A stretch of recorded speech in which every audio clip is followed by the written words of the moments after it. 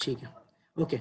So last class में हम लोगों ने जो स्टडी किया था, मैंने सिंपल आपको जो बर्नौली इक्वेशन है उसकी एप्लीकेशंस हमने स्टडी करी थी, ठीक है।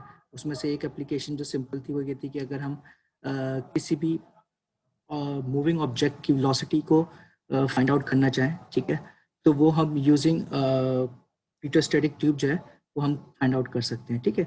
इस तरह की अगर हमारे पास इन्वेस्टमेंट हो पीटोस्टैटिक ट्यूब की, तो हम उसको यूज़ करते हुए जो है मूविंग ऑब्जेक्ट की वेलोसिटीज फाइंड आउट कर सकते हैं, ठीक है।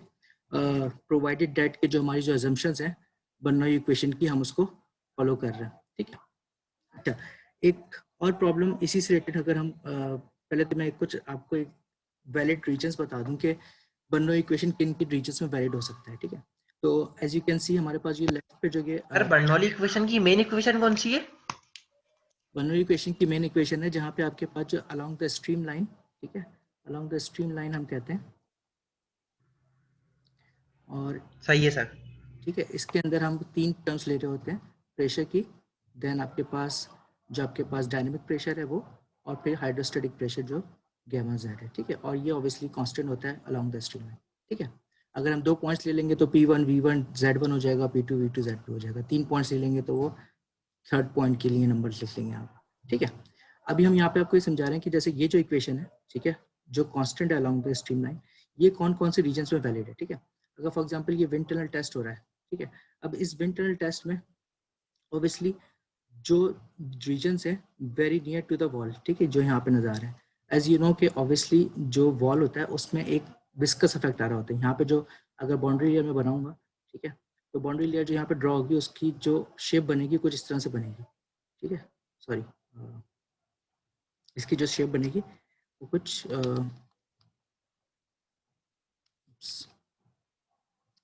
जो वेलोसिटी प्रोफाइल यहाँ बनेगी वो जीरो वेलोसिटी से स्टार्ट होगी और मैक्सिमम अचीव हो रही होगी, ठीक है ना।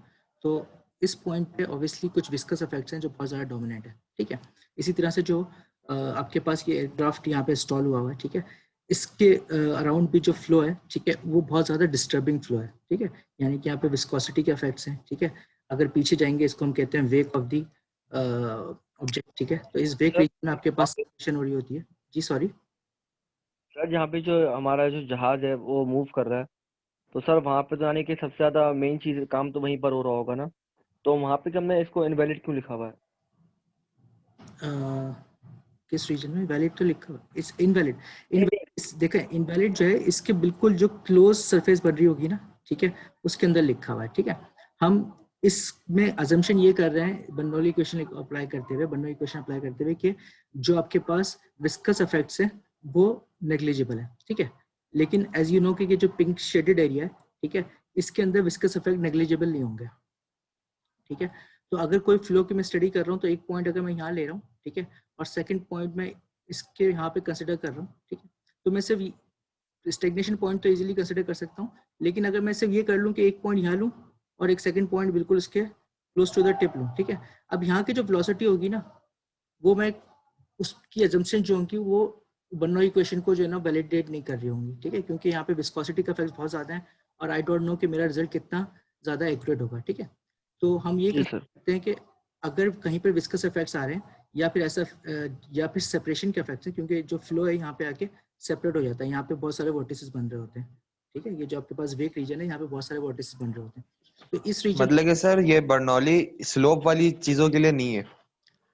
बर्नौली इक्वेशन जो है बेसिकली जहाँ पे भी आपके पास विस्कोसिटी का इफेक्ट होगा, या आपके पास, मैंने आपको 4 इफेक्ट्स बताए थे ना, कि आपके पास स्टेडी फ्लो होना चाहिए, ठीक है, सेकंड आपके पास इनकम्प्रेसिबल होना चाहिए, ठीक, और क्या था, third is rotational inviscid inviscid inviscid, inviscid ठीक है, चौथा आपके इनवेसिड। पास इन्वेसिड था, ठीक है। अब मैं जब भी इन चीज़ों को देखूंगा तो मुझे जरूरी है कि ये चीज़ें वो अप्लाई हो रही हूँ इस रीजन में जहाँ पे आपके पास वेग बन रहा है, ठीक है, यहाँ पे बहुत ज़्यादा वर्टिसेस बन रहे होते हैं, ठीक है, और वर्टिसिटी एक्सप्लेन कर रही होती है आपके पास रोटेशनल फ्लो को, ठीक है।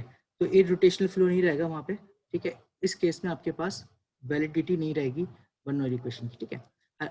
इसके अलावा जो ये एरिया है जहाँ पे आपके पास ये वाइटिश रीजन नजर आ रहा है आपको, ठीक है, यहाँ पे आपके पास ऑब्वियसली बर्नौली इक्वेशन को हम इजीली अप्लाई कर सकते हैं, ठीक हो गया। Yes yes sir, sir. Yes sir. Next is अगर हम करीब सर वाली एक क्वेश्चन है जी बोलिए मुई बोलिए बेटा। सर, क्वेश्चन ये है कि टर्बुलेंट फ्लो जो होता है हम्म, ये जो उसमें ये अप्लाई नहीं होती है। टर्बुलेंट फ्लो में अगर आप बिल्कुल बाउंड्री लेयर के अंदर है तो फिर वहाँ पे ये अप्लाई नहीं होगी, ठीक है। अगर आप ओके, बाउंड्री लेयर के अंदर है तो बिल्कुल अप्लाई नहीं होगी, ठीक है। लेकिन हाई स्पीड फ्लो के लिए हम इसको अप्लाई कर सकते हैं क्योंकि वहाँ पे कंप्रेसिबिलिटी लेमिनर फ्लो के लिए। लैमिनार फ्लो के लिए अप्लाई कर सकते हैं, सर ठीक क्योंकि अगर विस्कोसिटी वगैरह अगर होगी तो वो टर्बुलेंट हो ही जाएगा ना सर, एक तरह से। है। जी बिल्कुल हो जाएगा टर्बुलेंट, लेकिन टर्बुलेंट के लिए सिर्फ विस्कोसिटी जो है वो एक क्राइटेरिया नहीं है। टर्बुलेंट फ्लो के होने के लिए ऑब्वियसली फ्लो का केओटिक होना या रैंडम होना भी बहुत ज़रूरी है, ठीक है। अगर जी सर। मैं किसी पॉइंट पे वेलोसिटी को मेजर करूं तो अगर बहुत ज़्यादा रैंडमनेस इस तरह से आ रही होगी, ठीक है, अलोंग दी टाइम के हिसाब से, ठीक है, तो उस पॉइंट पे ऑब्वियसली वहाँ पे टर्बुलेंट फ्लो होगा। लेकिन मैंने तो पहले आपको कहा कि यहाँ पे स्टेडी फ्लो होना चाहिए ताकि वेलोसिटी टाइम के साथ बहुत ज़्यादा वेरी ना हो, ठीक है। अगर वेरिएशन आ रही है तो ऑब्वियसली उस पॉइंट पे आप अप्लाई नहीं कर सकते, ठीक है। खैर ओके, आपको शॉर्ट करते हैं। सेकंड एग्जांपल जो हम यहाँ पे नजर आ रही है, अब यहाँ पे क्या अगेन जो वैलिड रीजन है वो आपको समझ में आ रहा है। जो हम very near to the fan जा रहे हैं तो वहाँ पे क्या हो रहा है, फैन के नज़दीक जो ऑब्वियसली वही इफेक्ट जो मैंने अभी चार यहाँ पे आपको डिस्क्राइब किए थे, विस्कोसिटी का, ठीक है, रोटेशनलिटी का, कंप्रेसिबिलिटी का और अनस्टेडीनेस का, ठीक है। ये चारों इफेक्ट्स इस रीजन में जो है वो बहुत ज़्यादा डोमिनेट कर रहे होंगे, ठीक है। तो देयरफॉर हम इस रीजन में बर्नौली इक्वेशन को अप्लाई नहीं कर सकते। लेकिन अगर मैं कोई पॉइंट एक यहाँ पे ले लूँ और एक यहाँ पे ले लूँ 1 और 2, ठीक है, तो मैं उसके अराउंड जो है वो बर्नौली इक्वेशन अप्लाई कर सकता हूँ और इसके बाद भी बर्नौली इक्वेशन 3 और 4 में अप्लाई कर सकते हैं। ये क्या रिप्रेजेंट कर रहा है? न्यू कांस्टेंट, अच्छा न्यू कांस्टेंट क्या रिप्रेजेंट कर रहा है? न्यू कांस्टेंट ये रिप्रेजेंट कर रहा है कि देखें जब आप यहाँ पे थे ना तो यहाँ पे एनर्जी की कुछ वैल्यू थी, ठीक है। मैंने आपको कहा था कि जो कांस्टेंट है हमारे पास P1 half rho V square, ठीक है, एक्सक्यूज मी सर, जी बेटा। ये वैलिड और इनवैलिड ये क्या रिप्रेजेंट कर रहा है सर? ये समझ नहीं आया। वैलिड ये रिप्रेजेंट कर रहा है कि इस रीजन के अंदर जो फॉर एग्जांपल ये रीजन आपके पास मौजूद है, ठीक है, इस रीजन में आप जो है वो बर्नौली इक्वेशन अप्लाई कर सकते हैं यहाँ से लेके यहाँ तक, ठीक है। ये बर्नौली इक्वेशन अप्लाई कर सकते हैं, इसके बाहर आप बर्नौली इक्वेशन अप्लाई कर सकते हैं, ठीक है। लेकिन ये जो ग्रेइश एरिया है यहाँ पे आप बर्नौली इक्वेशन अप्लाई नहीं कर सकते। यहाँ पे बर्नौली इक्वेशन इन अनस्टेडी का इफेक्ट आ गया। जी अनस्टेडी का, विस्कोसिटी का, इसका रीजन क्या है? भाई देखो इस रीजन के अंदर जो है वो आपके जो अजम्पशंस आपने बर्नौली इक्वेशन ड्राइव करने के लिए यूज की थी, ठीक है, जहाँ पे विस्कोसिटी के इफेक्ट डोमिनेट हो सकते हैं या अनस्टेडी इफेक्ट्स डोमिनेट हो सकते हैं, वो इस रीजन में अप्लाई हो रहे होंगे, ठीक है ना, क्योंकि फैन मूव कर रहा है, ठीक है। फैन मूव कर रहा है तो ऑब्वियसली इस पॉइंट पे जो है वो एनर्जी कुछ तो कुछ विस्कोसिटी इफेक्ट्स भी आ रहे होंगे इसके अराउंड, ठीक है। यहाँ पे कुछ जो है ना वॉर्टिसेस बन रहे होंगे, ठीक है। जब तक ये इफेक्ट्स डोमिनेट करेंगे वहां पे आपके पास बर्नौली इक्वेशन अप्लाई नहीं हो सकती, ठीक है। जब ये इफेक्ट्स डाई आउट हो जाएंगे तो आप बर्नौली इक्वेशन को अप्लाई कर सकते हैं, ठीक है। अब मैं कांस्टेंट की बात कर रहा था। कांस्टेंट न्यू कांस्टेंट क्यों लिखा हुआ है? क्योंकि ऑब्वियसली जब आप फैन से बैक साइड पे थे, ठीक है, फैन की बैक साइड पे थे तो वहां पे क्या था, वहां पे आपके पास एनर्जी की एक सर्टेन वैल्यू थी, ठीक है। फॉर एग्जांपल यहाँ पे थी 100 जूल्स, ठीक है। जब आप फैन की एनर्जी एक्सटर्नल सोर्स है ना, जब आपने एक्सटर्नल सोर्स ऐड की, जैसे पंप करते हैं ना, पंप और फैन एक ही जैसे ऐड कर रहे होते हैं, ठीक है, एनर्जी एडिंग डिवाइसेस है, ठीक है। तो फैन कुछ एनर्जी ऐड कर रहा होगा, लेट्स सपोज फैन ने कुछ एनर्जी ऐड करी, लेट्स से 40 जूल्स ऐड कर दी, ठीक है। तो अब फैन के बाद जो है वो टोटल एनर्जी कितनी हो जाएगी 140, ठीक है। तो जो न्यू कांस्टेंट है, ठीक है, उसका मतलब है कि न्यू कांस्टेंट आप न्यू वैल्यू ऑफ एनर्जी को रिप्रेजेंट कर रहा है, ठीक है। लेकिन सर ये स्टेडी तो नहीं रहा यहाँ पे। अब क्या कह रहे हो ये सर? भी जनरल बात, स्टेडी तो नहीं रहा ना सिस्टम हमारा। सिस्टम स्टडी है अगर आप कंसिडर करें कि आप इस फैन से काफी दूर जो है ना वो मूव कर रहे हैं, ठीक है। ऑब्वियसली अगर कुछ दिन पहले मुझसे किसी ने क्वेश्चन किया था रिलेटेड टू विंड टर्बाइंस का, ठीक है, कि विंड टर्बाइंस में जो बैक पे आपके पास वेग बन रहा होता है वो अनस्टेडी वेग होता है, ठीक है। तो आप उसके एग्जैक्टली पीछे जो है वो दूसरी विंड टर्बाइन इंस्टॉल नहीं करते, ठीक है। लेकिन अगर मैं ये कर दूं कि उस विंड टर्बाइन को, अगर फॉर एग्जांपल एक विंड टर्बाइन मैंने जो है वो अप्लाई की है, जस्ट 1 सेकंड प्लीज, अगर विंड टर्बाइन एक जो है मेरी इस पोजीशन पे, ठीक है, इसका एक वेग बन रहा होगा जिसकी जो अनस्टेडी इफेक्ट्स फॉर एग्जांपल इस रीजन तक आ रहे हैं, ठीक है। तो इसके फौरन बाद तो मैं सेकंड विंड टर्बाइन इंस्टॉल नहीं करूंगा। लेकिन अगर मैं इससे some distance let's suppose 10 meters पे मैंने जो है ना एक और विंड टर्बाइन इंस्टॉल की है, ठीक है। अब जो इसके इफेक्ट्स है वो यहाँ तक पहुँचते पहुँचते डाई आउट हो जाएंगे, ठीक है। तो नेक्स्ट टर्बाइन में इतनी दूर पर इंस्टॉल कर सकता हूँ, ठीक है। तो यहाँ पे भी यही है कि जब आपको एग्जाम्पल, ऑब्वियसली ये जो स्केल पे तो नहीं बनी हुई ना डायग्राम, ये सिर्फ आपको समझाने के लिए है कि जहाँ पे बहुत ज़्यादा विस्कस इफेक्ट्स होंगे या रोटेशनल इफेक्ट्स होंगे वहाँ पे आप बर्नौली इक्वेशन को अप्लाई नहीं करेंगे, उसके बाद आप अप्लाई कर सकते हैं। ठीक हो गया। इसी तरह अस्सलाम वालेकुम सर, जी एक और क्वेश्चन था कि जैसे ये फैन से निकला, सही है, हम्म तो सर जैसे हर फ्लूइड के लिए एक स्पेसिफिक टाइम होगा ना कि जो वो लेता है स्टडी फ्लो में आने के लिए, मतलब ठीक है, बिल्कुल सही कह रहे हो। तो हर ऑब्वियसली के एक्सपेरिमेंट से और ये डाटा जो है एक्सपेरिमेंट से आता है कि जेट की जो क्या कहते हैं एक्सपेंशन जब होती है जेट की, ठीक है, तो किस रीजन तक अफेक्ट कर रहा होता है, ठीक है। उसके बाद जब जेट डिफ्यूज हो जाता है तो आप उसके बाद इंस्टॉल कर सकते हैं, ठीक है। तो सर अगर जैसे हमारे मतलब अभी आप फर्ज करें हमने एयर ली हुई है, उसके बाद हम लेते हैं हीलियम, ठीक है। तो सर उसके लिए हमें जैसे वर्क तो हमने उतना ही ऐड किया है, लेकिन जिस रीजन से हमें कंसिडर करना पड़ेगा वैलिड रीजन, मतलब वो तो फिर डिफरेंट हो जाएगा ना सर। डिफरेंट हो जाएगा। मैं यही तो आपसे बात कर रहा हूँ कि जो आपके पास रीजन बनेगा जिसमें वेग प्रोड्यूस हो रहा होगा, ठीक है, उसको हमें देखना पड़ेगा कहाँ पे जाके जो है वो डिफ्यूज हो रहा है, यानी कि उसके इफेक्ट्स डाई आउट हो रहे हैं, ठीक है। जब इफेक्ट्स डाई आउट हो जाएंगे तो फिर उसके बाद आप उसको अप्लाई कर सकते हैं, ठीक है। सर तो इसका कोई कांस्टेंट इंक्लूड नहीं करते बर्नौली की इक्वेशन में?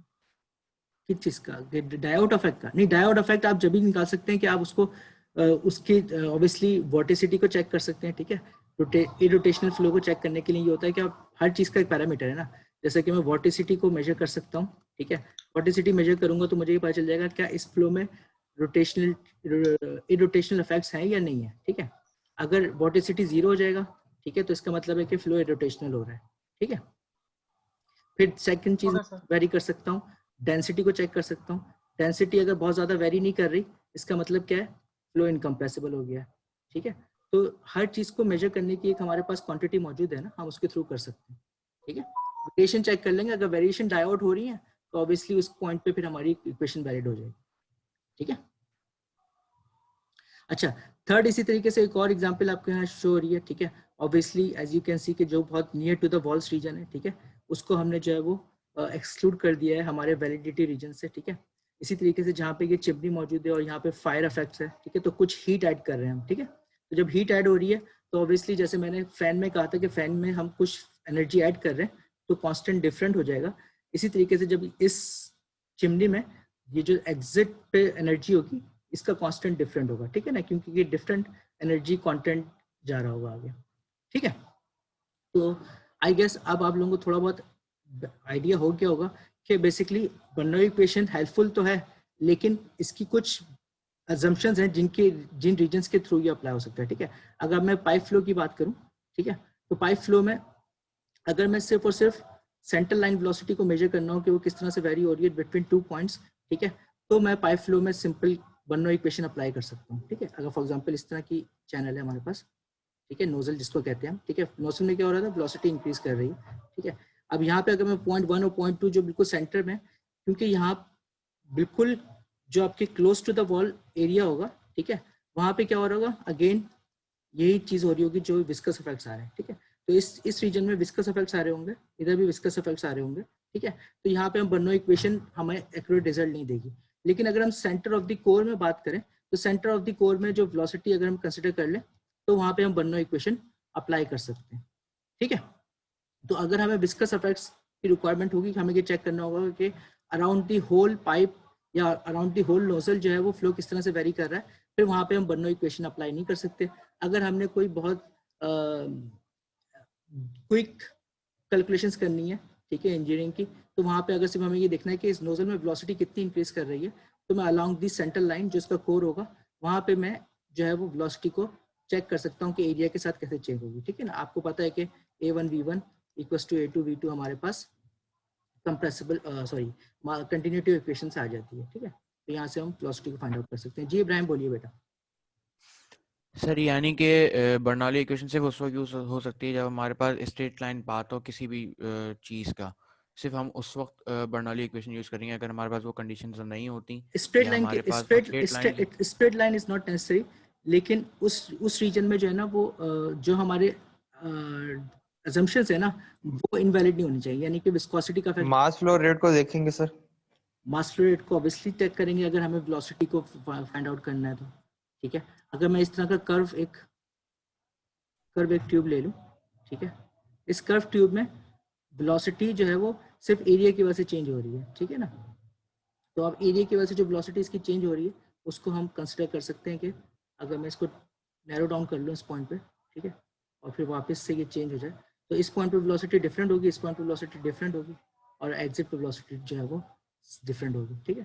तो ये जो अफेक्ट आ रहा है, ठीक है, ये हम अलॉन्ग स्ट्रीम लाइन जो है वो जरूरी नहीं है कि स्ट्रेट ही हो, मैंने पहले भी स्टार्ट में बता दिया कि स्ट्रीम लाइन जरूरी नहीं है कि स्ट्रेट हो, ठीक है। अगर स्ट्रीम लाइन स्ट्रेट होगी तो इसका मतलब है कि यहाँ पे सिर्फ और सिर्फ स्ट्रीम वाइज एक्सेलरेशन है या डिसलेशन है। अगर स्ट्रीम लाइन कर्व होगी, ठीक है, इसका मतलब है कि यहाँ पे स्ट्रीम वाइज कॉम्पोनेंट भी है और नॉर्मल कॉम्पोनेंट भी है, ठीक है।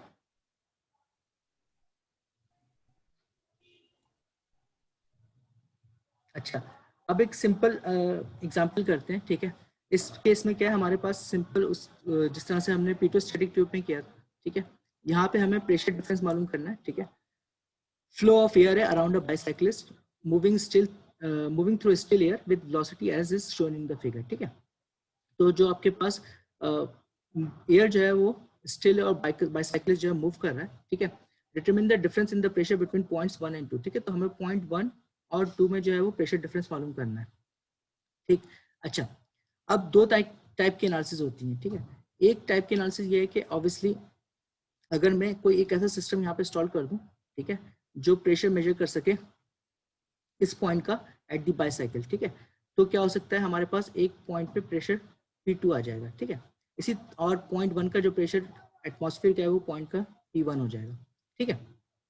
अच्छा, मैंने आपको समझाया था कि अगर एक ऑब्जेक्ट हम कंसिडर करते हैं, ठीक है, और फ्लो जो है वो किसी स्पीड के साथ इसको स्ट्राइक कर रहा होगा, ठीक है, तो इस पॉइंट पे आके क्या होगा, इसकी वेलोसिटी बिल्कुल क्या हो जाएगी, जीरो हो जाएगी, और अब इसके स्ट्रीम लाइंस कुछ इस तरह से बन जाएंगे, ठीक है। ये पॉइंट कहलाता है इसका स्टेग्नेशन पॉइंट, ठीक है। तो ये स्टेग्नेशन पॉइंट हो जाएगा। स्टेग्नेशन पॉइंट क्या है कि जितनी भी फ्लो की वेलोसिटी है वो सब की सब कन्वर्ट हो जाएगी इनटू द प्रेशर इफेक्ट, ठीक है। अब हम यहाँ पे भी वही काम कर सकते हैं, अगर मुझे इस बाइसाइक्लिस्ट की जो स्पीड है उसको मुझे कैलकुलेट करना है, तो मैं इन दो पॉइंट्स का डिफरेंस अगर प्रेशर का निकाल लूँ तो मैं कर सकता हूँ, ठीक है। कैसे, जो हमारी सिंपल इक्वेशन है, ठीक है, विच इज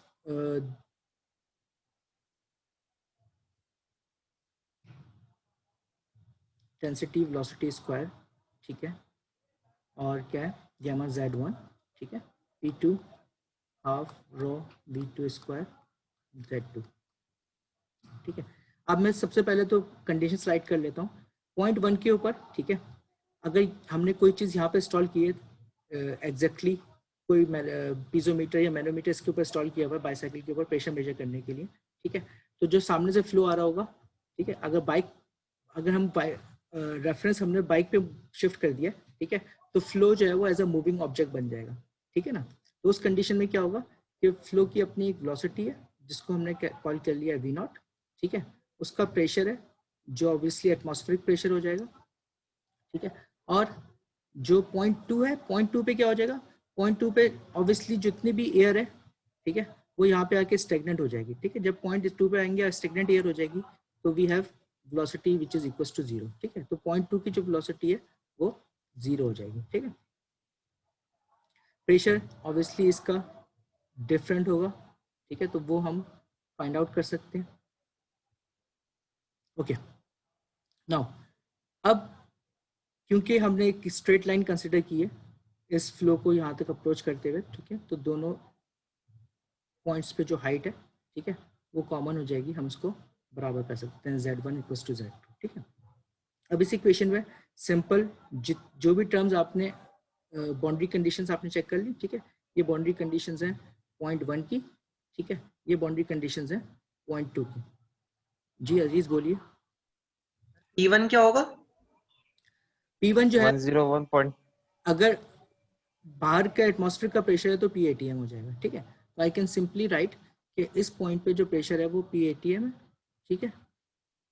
वेलोसिटी को मैंने V0 कंसिडर कर लिया था तो V0 स्क्वायर हो गया, ठीक है। Z1 और Z2 बराबर था तो ये दोनों टर्म्स जो है वो 0 हो जाएंगी, ठीक है। वेलोसिटी मैंने कहा था कि पॉइंट जो ये Z1 के साथ क्या लगाया हुआ है हमने? दोबारा से बोलिए। Z1 के साथ क्या लगाया हुआ है हमने? गामा Z1 है, ठीक है। गामा स्पेसिफिक सही, स्पेसिफिक रॉ जी, ठीक है। और जो हमारे पास पॉइंट 2 की वेलोसिटी है वो भी स्टैग्नेंट फ्लो होने की वजह से 0 हो जाएगी, ठीक है। तो सिंपली जो हमारे पास फाइनल इक्वेशन बनेगी वो P2 बन जाएगी, ठीक है। क्वेश्चन में हमें सिर्फ इतना कहा था कि डिफरेंस इन प्रेशर मालूम करना है, ठीक है। तो डिफरेंस इन प्रेशर जो होगा P2 माइनस PATM, ठीक है, वो सिर्फ और सिर्फ किसका हो जाएगा, हाफ रो V, ठीक है। तो असल में एक प्रॉब्लम करवाने का मकसद क्या था कि सिर्फ आपको ये समझाना कि बेसिकली जो आपके पास पॉइंट 2 है, ठीक है, इस पे जो प्रेशर इंक्रीज हो रहा है, ठीक है, वो सिर्फ और सिर्फ किस वजह से हो रहा है, जो उसका डायनेमिक प्रेशर है, ठीक है ना। यानी कि जो एयर की डायनेमिक एनर्जी है, ठीक है, काइनेटिक एनर्जी जो है उसकी वजह से आपके पास एक प्रेशर राइज हो रहा है जो पॉइंट 2 के ऊपर हो रहा है, ठीक है। सर P2 ATM नहीं होगा? नहीं, P2 ATM नहीं होगा ना। P2 जो है उसके अंदर एक और कंपोनेंट ऐड हो गया होगा which is based on the velocity of the flow, ठीक है। बिल्कुल इसी तरीके से अगर मैं आपको एक और पीछे मैंने ये प्रॉब्लम ऐड कर दिया, ठीक है। यहाँ से अगर कोई जेट आउट हो रहा है, ठीक है, इस पॉइंट से, ये नोजल है, यहाँ से जेट आउट हो रहा है और ये स्ट्राइक कर रहा है इस वाटर सरफेस पे जाके, ठीक है। तो जो आपके पास प्रेशर यहाँ पे आपको ऑब्जर्व हो रहा होगा, ठीक है, एट दी जो ये इसका डोर है, ठीक है, इस डोर के ऊपर जो प्रेशर मिल रहा होगा वो उसके दो कंपोनेंट्स होंगे। एक तो जो आपके पास यहाँ पे एग्जिट जो प्रेशर होगा जेट का स्टैटिक प्रेशर, प्लस जो इसकी वेलोसिटी है जिससे ये लीव कर रहा है, ठीक है, ये वेलोसिटी, ठीक है। और इस पॉइंट पे जो आपके पास स्टैग्नेंट पॉइंट पे प्रेशर आ रहा होगा वो इन दोनों का सम होगा, ठीक है। स्टैग्नेंट पॉइंट पे जो इतनी भी काइनेटिक एनर्जी होती है वो सबकी सब कन्वर्ट हो जाती है इनटू दी स्टैटिक प्रेशर, ठीक है, जिसको हम कहते हैं, ठीक है। टोटल जो वो जितनी भी काइनेटिक एनर्जी है वो सबकी सब कन्वर्ट हो जाती है प्रेशर की फॉर्म में, ठीक है। एनर्जी जिस तरीके से हम, आपको याद होगा कि हम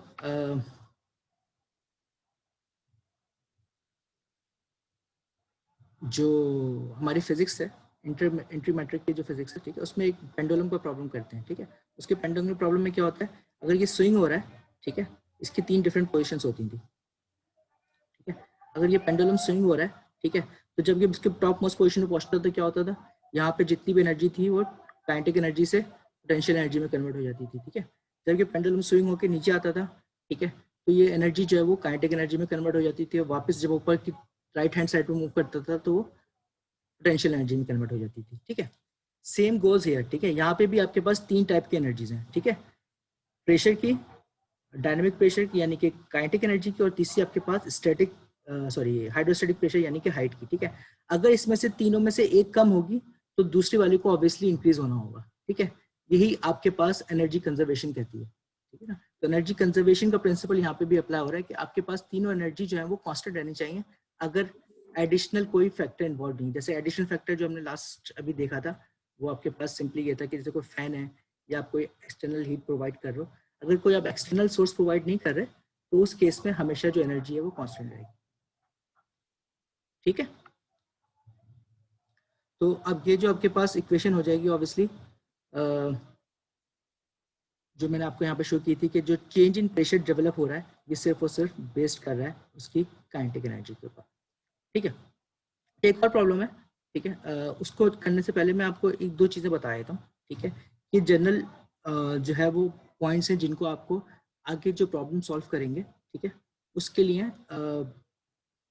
याद कर लें और इसको हम इसकी एक्सप्लेनेशन भी दे देते हैं, ठीक है। पहली चीज़ तो ये कि जब कोई जेट एग्जिट होता है टू दी एटमॉस्फेयर, ठीक है, तो जो प्रेशर है जेट का, ठीक है, स्टैटिक प्रेशर की बात हो रही है, ठीक है। स्टैटिक प्रेशर जो है जब जेट एग्जिट करता है, ठीक है, तो वो बराबर होता है उसके एटमॉस्फेरिक प्रेशर के, ठीक है। ये सबसोनिक जेट्स के लिए, यानी कि जहाँ पे आपके पास लो स्पीड पे फ्लो मूव कर रहा है, ठीक है, सबसोनिक जेट्स के लिए ये अजम्पशन वैलिड है, ठीक है, चाहे आपके पास लिक्विड हो या आपके पास गैस हो, ठीक है। जब भी आपके पास सबसोनिक जेट होगा, जब जेट एग्जिट कर रहा होगा, तो उसकी जो जेट के एग्जिट पे जो प्रेशर होगा वो उसका PATM होगा, ठीक है। अगर एब्सोल्यूट में लिखेंगे तो PATM होगा, which is sorry P exit जो है उसके PATM के बराबर हो जाएगा, जो एब्सोल्यूट में 14.7 PSI होगा और 101.325 पास्कल्स होगा, और अगर गेज में लिखेंगे तो वो 0 हो जाएगा, ठीक है ना। ये हम लास्ट आपको पढ़ा चुके हैं ये कैसे आपको बोले जी। यानी कि सर उसके तो प्रेशर अलग होना चाहिए ना सर, जो जेट से जो हमारा जो स्ट्रीम लाइन निकलेगी किससे pressure तो अलग, किससे अलग होना चाहिए? एटमॉस्फेरिक प्रेशर से। नहीं देखें आपके, प्लीज रिपीट कर दें। अच्छा रिपीट कर देते हैं, लिसन मैं रिपीट कर रहा हूँ एक मिनट। पहली चीज तो ये कि आप जो है ना वो अभी तक थोड़ी चीज़ों को कंफ्यूज ना करो, ठीक है। पहली चीज़ ये वेलोसिटी और प्रेशर में डिफरेंस है, ठीक है। अक्सर लोग सिर्फ वेलोसिटी को प्रेशर से जो है ना वो रिलेट कर रहे होते हैं और वहाँ पे कंफ्यूज होते हैं, ठीक है। प्रेशर बेसिकली जो है वो non directional flow, non directional forces हैं, ठीक है। जब भी फॉर एग्जांपल आपके पास किसी भी फॉर एग्जांपल एक लार्ज टैंक है, ठीक है, इस लार्ज टैंक में जो मॉलिक्यूल्स हैं वो हर डायरेक्शन में फोर्स अप्लाई कर रहे होते हैं, ठीक है ना। इस डायरेक्शन में भी फोर्स अप्लाई करेंगे, इस डायरेक्शन में करेंगे, ठीक है। अभी जो इनका जो प्रेशर बन रहा है, ठीक है, वो सिर्फ उसका स्टैटिक प्रेशर बन रहा है, ठीक है। अगर इसी मॉलिक्यूल्स को मैं एक डायरेक्शन दे दूं, ठीक है, यहाँ फॉर एग्जांपल इसके अंदर एक आप एक चैनल बना दें, ठीक है, और इस चैनल से आप फ्लो को स्ट्रीमलाइन कर दें, ठीक है। अब जो फ्लो है वो मॉलिक्यूल्स हैं वो ऑर्गेनाइज हो गए, ठीक है, और इनकी जो ऑर्गेनाइज्ड एनर्जी है वो वेलोसिटी की फॉर्म में आपको रिप्रेजेंट हो रही होती है, ठीक है। नाउ आप लोग जब जेट बाहर आ रहा है, ठीक है, इस बाहर आने के बाद इसके पास जो बाउंड्री की वजह से जो इफेक्ट्स थे, ठीक है, वो इसके खत्म हो गए, ठीक है, और इस पे जो बाहर से एग्जिट प्रेशर अप्लाई हो रहा है वो P एटमॉस्फेरिक ही है, ठीक है। तो एक इक्विलिब्रियम जनरेट होगा मॉलिक्यूल्स का, ठीक है, बाहर का मॉलिक्यूल्स का प्रेशर और इनसाइड मॉलिक्यूल्स का जो प्रेशर है वो वहाँ पे इक्विलिब्रियम जनरेट होगा और वो दोनों बराबर हो जाएंगे, जो एग्जिट प्रेशर है मॉलिक्यूल्स का, ठीक है, और जो एटमॉस्फेरिक प्रेशर है, ठीक है, इनके दरमियान एक इक्विलिब्रियम जनरेट होगा और ये दोनों बराबर होंगे, ठीक है। जी सर। ओके, तो जी आउटसाइड ऑफ द नोजल या जो भी आपके पास ये ट्यूब है, ठीक है, इसके आउटसाइड जितने भी आपके पास जेट होगा उसके अंदर जो प्रेशर होगा वो उसका एटमॉस्फेरिक प्रेशर होगा, ठीक है। अब ये बाद में बात करेंगे कि एब्सोल्यूट में उसकी वैल्यू क्या होगी, ये गेज में क्या होगी। अभी सिर्फ इतना समझ में आ रही है कि ये एब्सोल्यूट प्रेशर जो आउटसाइड जो इसका प्रेशर होगा वो P एटमॉस्फेरिक होगा। अच्छा, हम लोगों ने सरफेस टेंशन का इफेक्ट पढ़ा था, ठीक है, और सरफेस टेंशन में हमने एक बात पढ़ी थी कि जो कुछ अगर सिलेंड्रिकल ट्यूब टाइप की जेट्स हो, ठीक है, तो उसमें कुछ ना कुछ प्रेशर चेंजेस आ रहे होते हैं, ठीक है। तो यहाँ पे ये चीज़ भी मेंशन कर दी है कि जो अफेक्ट्स सरफेस टेंशन की वजह से या स्ट्रीमलाइन कर्वेचर की वजह से जो अफेक्ट्स हैं, ठीक है, उसकी वजह से जो इंटीरियर ऑफ द जेट में जो प्रेशर राइज होता है वो बहुत ही स्मॉल होता है, ठीक है। तो इतना स्मॉल होता है कि यू कैन कंसिडर के centre of the core of the jet, यानी कि ये सेंटर कोर है इसका, और इसकी जो बाहर आउटसाइड सरफेस है, ठीक है, इसके दरमियान जो प्रेशर डिफरेंस है वो बहुत ही ज़्यादा स्मॉल है, ठीक है। देयरफॉर वी कैन सेफली से कि जो आपके पास जेट एग्जिट कर रहा है, ठीक है, इसका जो प्रेशर होगा वो एटमॉस्फेरिक प्रेशर होगा, ठीक है, अनलेस कि आपके पास बाहर से कोई एक्सटर्नल इसको कोई चीज़ प्रेस ना कर रही हो, ठीक है। जब तक ये फ्री जेट है, जब तक ये एटमॉस्फेयर में एग्जिट कर रहा है, ठीक है, उस टाइम तक इसका जो प्रेशर है वो PATM होगा, ठीक है। ओके, तो इसके बाद हम जितने भी क्वेश्चन करेंगे उसमें जितने भी आपके पास जेट एग्जिट हो रहे होंगे टू द एटमॉस्फेयर, ठीक है, जो फ्री जेट्स होंगे उसके लिए हम हमेशा ये कंसिडर करेंगे कि वहाँ पे जो प्रेशर है वो PATM है, ठीक हो गया। सेकेंड पॉइंट, लार्ज रिजर्वायर्स का, ठीक है। अच्छा, लार्ज रिजर्वायर्स क्या है? अगर जैसे कि ये वाला मेरे पास प्रॉब्लम है, ठीक है, इस प्रॉब्लम में ये जो रिजर्वायर है जहाँ से फ्लो इस ट्यूब के थ्रू एग्जिट हो रहा है, ठीक है, इसका जो डायमीटर है, फॉर एग्जांपल इसका डायमीटर कैपिटल D है और इसका जो है वो स्मॉल d है, ठीक है। इन दोनों के डायमीटर्स में बहुत ज़्यादा डिफरेंस है, ठीक है। अगर ऐसा कोई सिनेरियो होगा, ठीक है, कि जहाँ पे डायमीटर्स बहुत ज़्यादा डिफरेंट है, ठीक है, वहाँ पे आप यू कैन इजीली से कि जो वेलोसिटी है इसके टॉप के ऊपर, ठीक है, वो ऑलमोस्ट इक्वल टू 0 है, ठीक है। ऑब्वियसली हम एक इंस्टेंट की बात कर रहे होते हैं, ठीक है, हम ये कह रहे होते हैं कि अभी फ्लो स्टेडी है, ठीक है, इस पॉइंट पे जो इसकी वेलोसिटी है सरफेस के ऊपर वो 0 है, ठीक है, और जो ओपन है टू द एटमॉस्फेयर है, तो यहाँ पे जो प्रेशर होगा वो भी PATM होगा, ठीक है। तो इन सिंप्लीफिकेशन से हम कर क्या सकते हैं, हम इजीली प्रॉब्लम को सॉल्व कर सकते हैं, ठीक है, क्योंकि ऑब्वियसली आपको पता है जब हम प्लीज दोबारा आवाज आपकी वो हो गई। लार्ज रिजर्वायर का आपने जो बताया फिर से समझा दे थोड़ा सा। मैंने ये लास्ट टैंक वाला बता दूं दोबारा से? जी फिर से जी। अच्छा, देखें, हमें जो है ना, अभी हम क्या कर रहे हैं, हम जो है ना बाउंड्री कंडीशंस फाइंड आउट कर रहे हैं जो हमें प्रॉब्लम सॉल्व करने के लिए रिक्वायर्ड होंगी, ठीक है। एक बाउंड्री कंडीशन तो मैंने आपको समझा दी कि जब भी जेट एग्जिट कर रहा होगा एटमॉस्फेयर में, ठीक है, तब वहां पे PATM ले लेंगे, ठीक है। सेकंड बाउंड्री कंडीशन क्या है, अगर ओपन टैंक होगा, ठीक है, ओपन टैंक है यानी कि यहाँ पे जो बाहर प्रेशर है वो क्या है, P एटमॉस्फेरिक है, ठीक है, और इस टैंक का जो डायमीटर है, ठीक है, इस टैंक का जो डायमीटर है कैपिटल D और जो ट्यूब का डायमीटर है, ठीक है, इनका रेशियो बहुत ज्यादा स्मॉल है, ठीक है, ये रेशियो बहुत ज्यादा क्लोज टू आपके पास 0 जा रहा है, ये बहुत ज्यादा स्मॉल रेशियो है, ठीक है, फॉर एग्जांपल 0.1 है या इससे भी लेस है। उस केस में आप क्या कर सकते हो, यू कैन सेफली से कि जो आपके पास सरफेस की वेलोसिटी होगी इस टैंक की, ठीक है, वो ऑलमोस्ट 0 होगी, ठीक है, इसकी अपनी कोई वेलोसिटी जो है वो यहाँ पे मौजूद नहीं है, ठीक है। ऑब्वियसली कुछ ना कुछ वेलोसिटी होगी लेकिन वो बहुत ज़्यादा स्मॉल होगी, तो हम कह सकते हैं कि जो इस ट्यूब से फ्लो जेट एग्जिट हो रहा है और यहाँ पे जो वेलोसिटी है इसमें बहुत डिफरेंस है, तो हम इस वाली वेलोसिटी को कंपेयर टू दैट, ठीक है, वो बहुत ज़्यादा स्मॉल होगी तो हम इसको 0 कंसिडर कर सकते हैं, ठीक है। अगेन सर ये ऊपर से ओपन है या फिर मतलब ओपन है, ओपन है, ओपन है, ठीक है। ये ओके जो सर। अच्छा, ये जो आपको पता नहीं है अभी तक मैंने समझाया नहीं शायद, ये जो ट्रायंगल लगा होता है ना, इस ट्रायंगल का मतलब होता है कि फ्री सरफेस है, ठीक है, जहाँ पे भी इस तरह से आप सरफेस के ऊपर ये ट्रायंगल आप देख लें, ठीक है, इसका मतलब होता है फ्री सरफेस, यानी कि ये ओपन टू द एटमॉस्फेयर है, ठीक है, ये क्लोज नहीं है। Okay sir.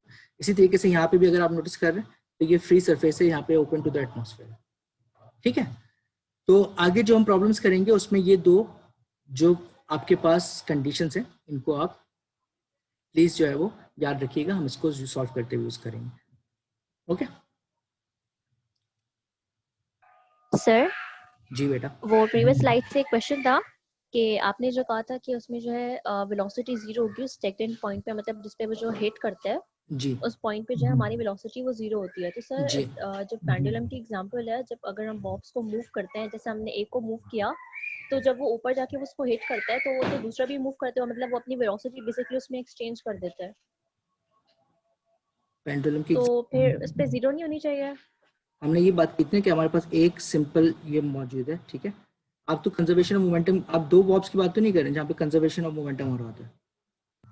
जी सर, मतलब बहुत सारे बॉब्स एक साथ हैं, हाँ। तो जो पूरा पेंडुलम होता है, तो उसमें जैसे हमने अगर लास्ट वाले को मूव किया और उसको जो है उसको हमने छोड़ा, तो फिर जब वो वापस जाएगा तो जब वो किसी और अगर बॉब हम से अगर टकराएगा। अगर हम एक सिंगल बॉब की बात कर रहे हैं, ठीक है, अगर मूव कर रहे हैं, ठीक है, तो इसकी पोजीशन जो है अकॉर्डिंग टू, यहाँ पे हमारे पास सिर्फ दो एनर्जीज थी, ठीक है, यहाँ पे हमारे पास जो है आपके पास काइनेटिक एनर्जी है, ठीक है, और सेकंड हमारे पास जो है पोटेंशियल एनर्जी है, ठीक है, यहाँ पे सिर्फ दो एनर्जीज थी जो आपस में कन्वर्टेबल थी, ठीक है, जबकि आपके पास फ्लो के केस में एक थर्ड एनर्जी मौजूद है which is because of the static pressure, ठीक है। तो थर्ड एनर्जी यहाँ पे कन्वर्टेबल एक और टाइप की एनर्जी जिसमें वो कन्वर्ट हो सकता है विच इज प्रेशर एनर्जी, जो हमारे पास, मैं तो पेंडुलम की एग्जांपल्स इसलिए दी थी ताकि आप लोगों को इजीली रिलेट कर सको कि अगर एनर्जी एक सिंगल, ये जो स्ट्रीम, अगर मैं इसको स्ट्रीम लाइन कंसिडर कर लूँ कि इसके अक्रॉस अगर एनर्जी कांस्टेंट है, ठीक है, तो वन फॉर्म से सेकंड फॉर्म में कन्वर्ट हो सकती है,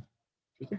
इसी तरीके से अगर इस स्ट्रीम लाइन के अक्रॉस एनर्जी कांस्टेंट है, ठीक है, तो जितनी भी एनर्जी यहाँ पे थी which is in the form of the kinetic energy, जब वो इस बाइसाइक्लिस्ट तक पहुंची है तो वो तमाम की तमाम एनर्जी जो है वो कन्वर्ट हो गई इनटू द प्रेशर एनर्जी, ठीक है।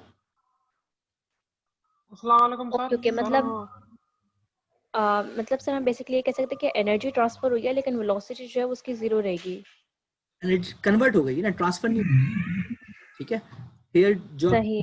डायनेमिक प्रेशर था यानी कि काइनेटिक एनर्जी थी, ठीक है, वो सब की सब कन्वर्ट हो गई इनटू प्रेशर एनर्जी। अगर मैं इस पॉइंट को यहाँ नहीं लिखूं, P1 को यहाँ नहीं लिखूं, इसके साथ लिख लेता हूँ, ठीक है। नाउ यू कैन अंडरस्टैंड कि ये दोनों जो आपके पास एनर्जीज हैं, ठीक है, ये पॉइंट 1 की हैं, ठीक है, और ये सब की सब कन्वर्ट हो गई इनटू प्रेशर जब आप पॉइंट 2 पे आ रही हैं, ठीक है।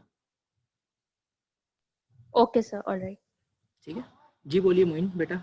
इसके बाद अब मैं क्लास रिकंटिन्यू करते हैं।